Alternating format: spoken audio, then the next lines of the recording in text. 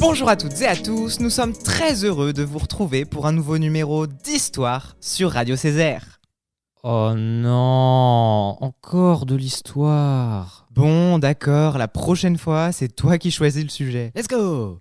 Mais pour l'instant, parlons d'histoire. Nous sommes les Icaris, ici Yoann Et Idriss, aujourd'hui nous partons sur les traces d'un trésor inestimable. La tenture de l'Apocalypse, vous connaissez ? Rassurez-vous, nous n'allons pas vous présenter la fin du monde. Notre objectif n'est pas de vous plomber le moral en ce si beau jour de printemps. Bien sûr que non! La tenture de l'Apocalypse est le nom donné au plus grand ensemble de tapisseries médiévales au monde. Waouh! Et cette chronique vous emmène donc au musée du Louvre? Non. Ah, eh bien sûrement au British Museum de Londres. Toujours pas. C'est pas les Anglais qui l'ont volé? Ils font ça généralement. Well, to the Metropolitan Museum of Art in New York City. Mais non, t'as pas lu les notes que je t'ai envoyées, tu sais de quoi on parle au moins. Bah ouais, bien sûr, ouais. Franchement, t'abuses. Aujourd'hui, on prend la direction... d'Angers. Non, c'est une blague, j'espère. Genre Angers. Bon, lancez le jingle.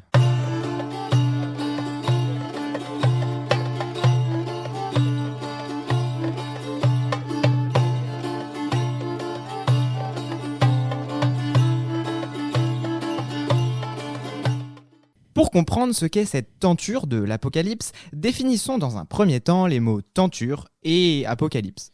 Une tenture, c'est tout simplement une grande pièce de tissu ayant une fonction décorative. Et celle du château d'Angers est particulièrement grande. À l'origine, elle mesurait 104 mètres de long pour 6 mètres de haut. Quant au mot apocalypse, il fait ici référence à l'histoire que conte la tapisserie.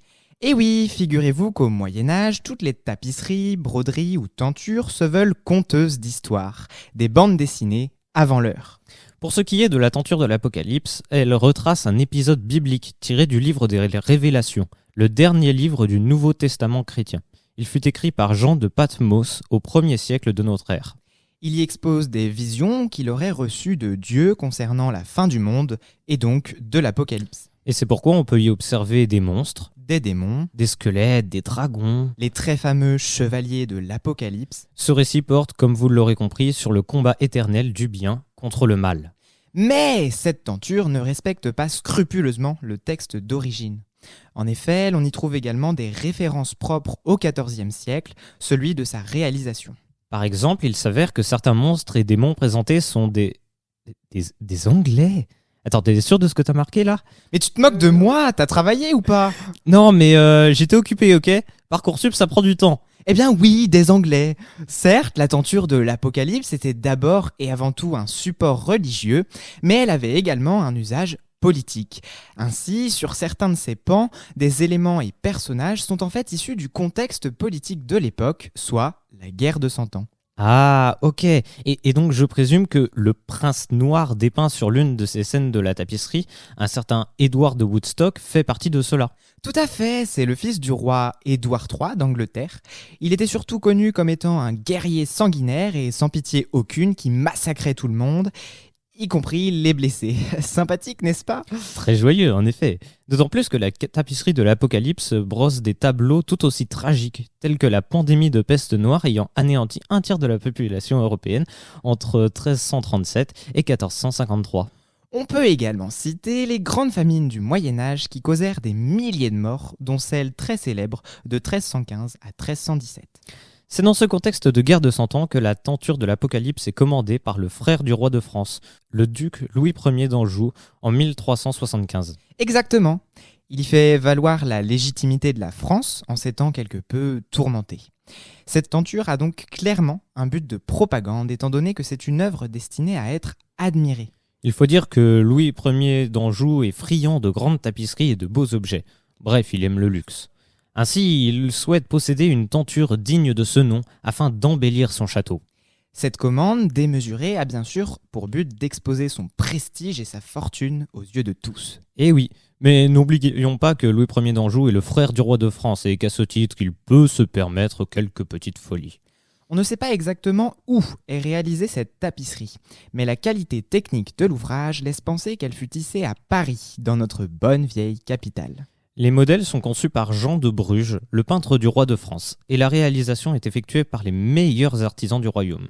Il est important d'ajouter que son tissage a duré 7 ans seulement, un temps record si l'on considère la démesure de ses proportions.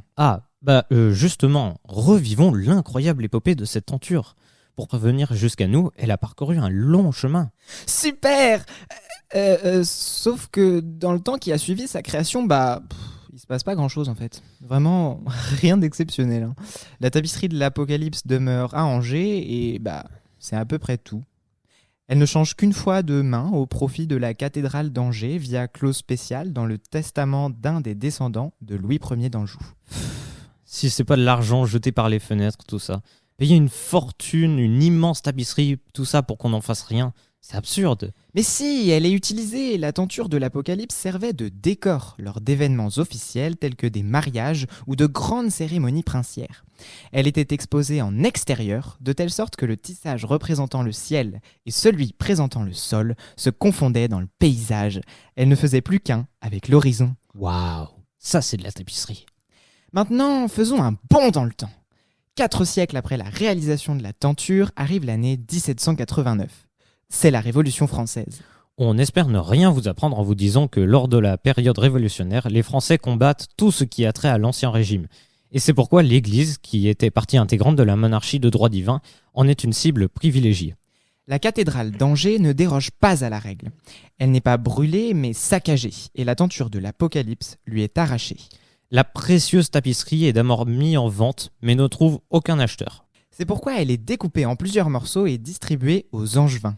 Quoi ? Non, sérieux ? Un tel trésor vulgairement dépecé ? Malheureusement, oui. Mais attends d'entendre le fin mot de l'histoire. Car en dépit d'être dépecée, comme tu le dis très bien, et partagée à la population, elle est employée pour des usages assez farfelus. Attends, laisse-moi regarder. Alors, t'as écrit couverture pour les chevaux dans les écuries, voile d'hivernage pour les orangers... Doublure de rideaux ou bâche protectrice pour faire ou refaire les peintures. Mais aussi des paillassons. Enfin bref, elle est considérée comme vieux tissu médiéval auquel on ne prête aucune attention et est donc considérablement endommagée. Ainsi éparpillée aux 4 coins d'Angers, elle est perdue de vue et complètement oubliée. Heureusement, un siècle plus tard, Chanoine Joubert, qui est alors grand vicaire d'Angers, découvre l'existence de la teinture dans les registres de la cathédrale.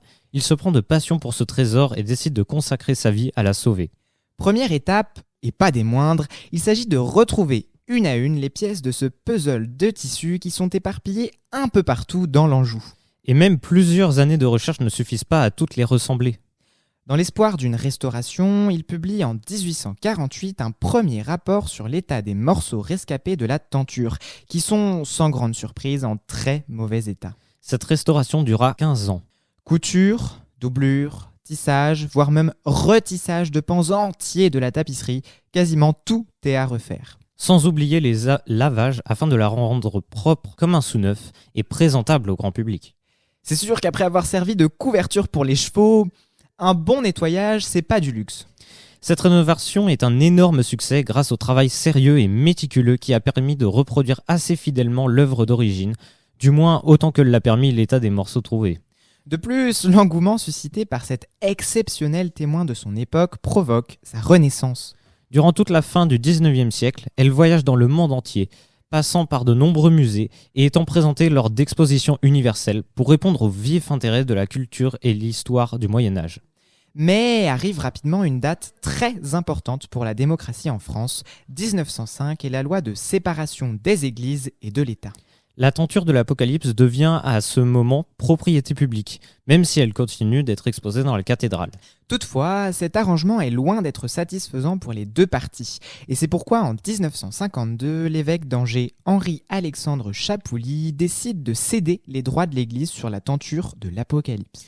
Il veut en effet que la tenture soit présentée de façon définitive et permanente au château d'Angers, en pensant, à juste titre, que celle-ci possède un historique fort plus que religieux.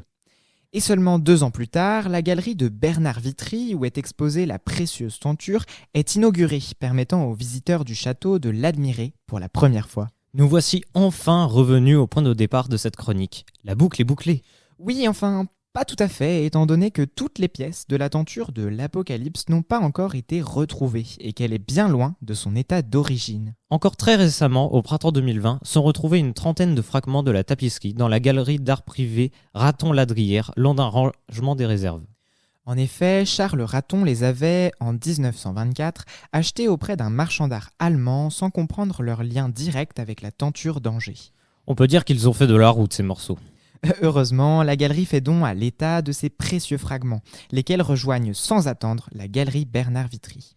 Aujourd'hui, à l'heure où nous enregistrons cette chronique, la tenture de l'Apocalypse mesure 100 mètres de long et 4,5 mètres de hauteur, contre 140 mètres de largeur et 6 de hauteur à l'origine. Et malheureusement, pour les 240 000 visiteurs annuels, seuls 68 tableaux des 90 que comporte la tapisserie peuvent être contemplés. Sans oublier les bandes de ciel et de sol qui manquent toujours à l'appel.